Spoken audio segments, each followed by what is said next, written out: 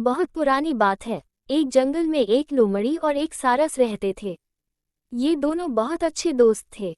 सारस रोजाना लोमड़ी को तालाब से मछली पकड़कर खाने के लिए देता था।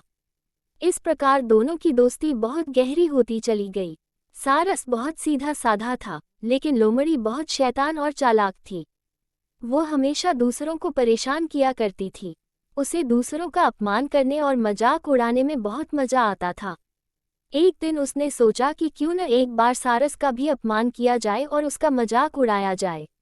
ऐसा सोचकर उसने सारस को दावत पर बुलाया। उसने जानबूझकर सूप एक प्लेट में परोसा। उसे पता था कि सारस प्लेट में से सूप को नहीं पी सकता। उसे सूप न पीता देख लोमड़ी मन ही मन बहुत खुश हुई और झूठी चिंता दिखाते हुए सारस से पूछने लगी कि क्या बात है मित्र, सूप पसंद नहीं आया क्या? सारस बोला, नहीं मित्र, ये तो बहुत स्वादिष्ट है।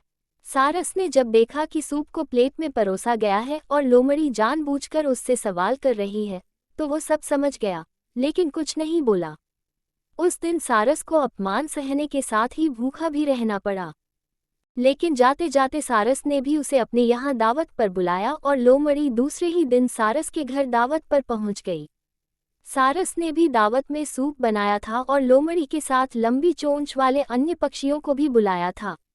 सारस ने सूप को सुराही में परोसा। सुराही का मुंह इतना छोटा था कि उसमें बस चोंच ही अंदर जा सकती थी। लोमड़ी पूरा टाइम सुराही और अन्य सभी पक्षियों को सूप पीते देखती रही। इसी बीच सारस ने पूछा कि क्या बात है मित्र, सूप अच्छा नहीं लगा क्या? लोमड़ी को अचानक अपने शब्द याद आ गए। सभी बोले कि सूप बहुत स्वादिष्ट है।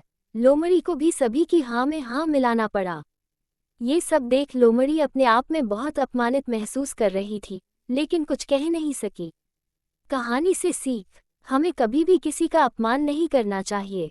हम जैसा दूसरों के साथ करते हैं, वैसा ही हमारे साथ होता है।